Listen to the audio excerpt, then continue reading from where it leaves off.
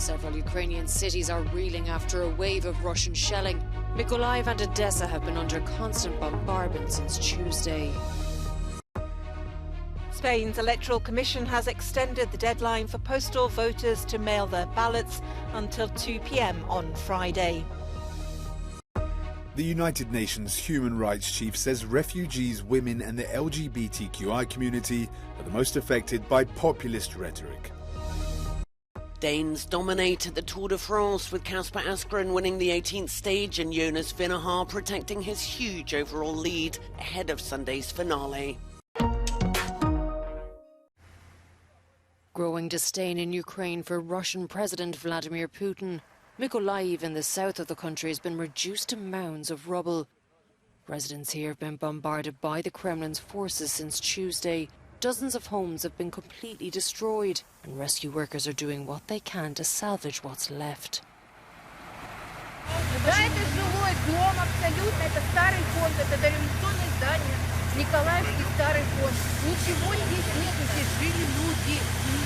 Никаких тут объектов точно нет, это я 100% вам говорю, я здесь живу 40 лет, поэтому я знаю.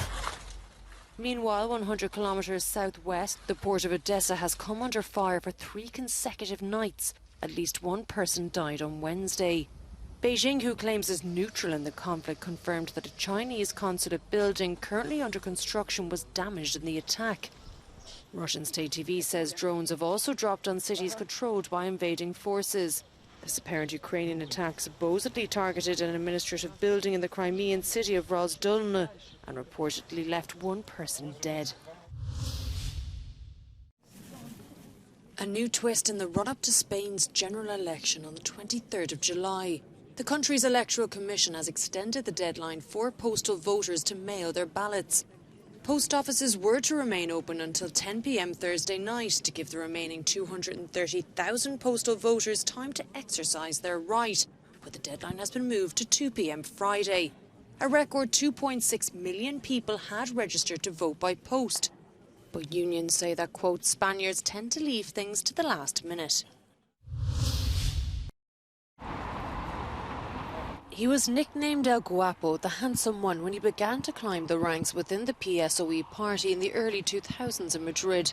Tall, athletic and determined, Pedro Sanchez was an economist who spoke multiple languages and reached the position of party secretary-general in 2014. However, he had many faces, and not all of them were pleasing to his socialist colleagues, who ousted him 2 years later after a poor electoral result. Sanchez displayed resilience and returned to the PSOE summit in May 2017. As leader of the opposition, he witnessed the failure of Catalonia's bid for independence. Al igual que tendemos la mano para dialogar, también apoyaremos la respuesta del Estado social de derecho ante cualquier intento de quiebra unilateral de la convivencia entre españoles. While this gave the ultra-right a boost, it also conditioned its political failure. Months later, he brought down his predecessor's government through a vote of no confidence, the only successful one of its kind in Spanish democratic history. On the 2nd of June 2018, he became the head of a minority government. His first visit as premier was to France.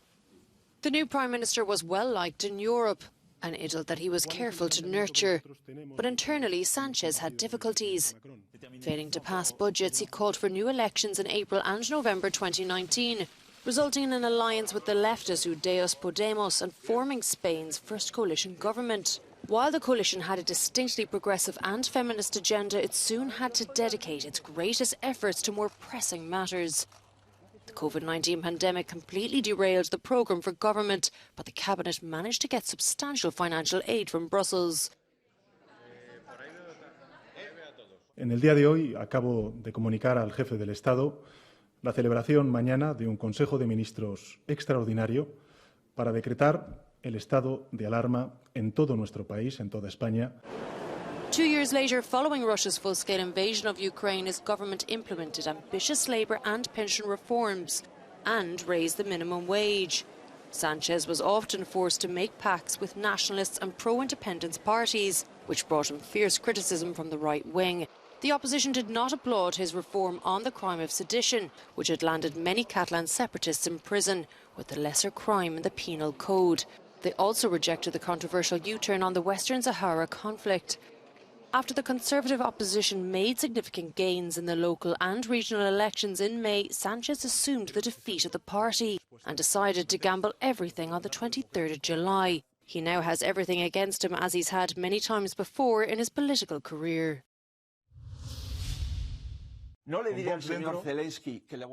A heated campaign debate against Pedro Sanchez elevated the opposition leader's political standing in the eyes of many Spaniards.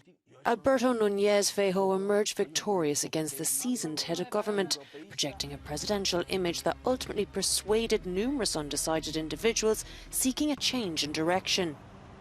Despite leading the Popular Party for over a year, Feijo has a low profile.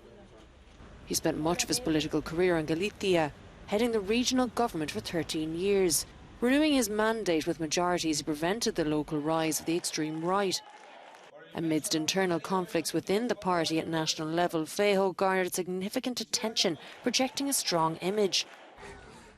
Born into a modest family, he was a, quote, responsible and obedient young man who pursued a law degree during the early years of democracy. Although he aspired to become a magistrate, he chose to become a civil servant to support his family when his father lost his job. In 1995, a photograph was taken of him that he would regret years later. Feijo was in the Galician government, posing on a yacht with a narco dealer, but the politician assures he didn't know and that they were not even friends. First published in 2013, the photo reappeared in the press in the final stretch of this electoral campaign. In 2006, he assumed the leadership of the Popular Party in Galicia. 3 years later, he met his current partner, a Galician businesswoman with whom he has a son, and firmly took the reins of the regional government. For years, Feijo rejected the allure emanating from Madrid. His sole ambition was apparently Galicia. However, when the party faced internal conflicts, he could not decline the call to help. Feijo represented unity, efficiency and predictability. His positions on internal politics remain somewhat undefined.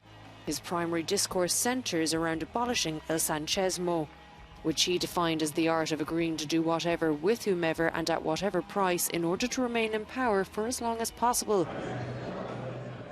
This promise could be a poor but straightforward appeal for the Spaniards who desire a change in direction. Following the last debate, the only one between them in the campaign, the polls indicated a shift of votes from the extreme right towards the Popular Party, as well as from socialist ranks.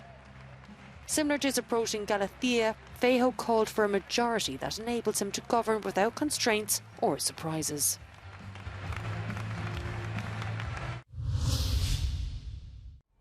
In a rare sign of public opposition to Taliban orders, dozens of Afghan women have held a protest against a nationwide beauty salon ban.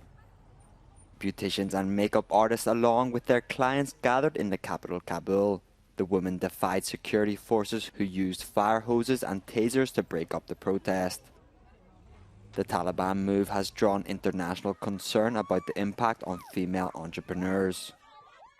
They say the salons are forbidden by Islam.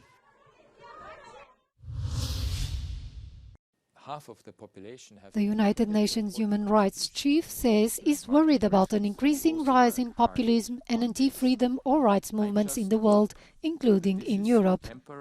In an interview with Euronews in Brussels, Volker Turk said that the main victims of this concerning trend are refugees, women and the LGBTQI community.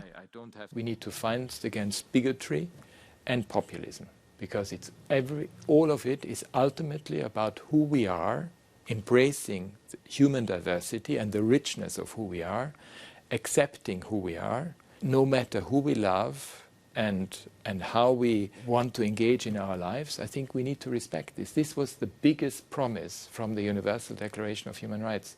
And we need to educate all those who want to push us back into an era that is long gone by.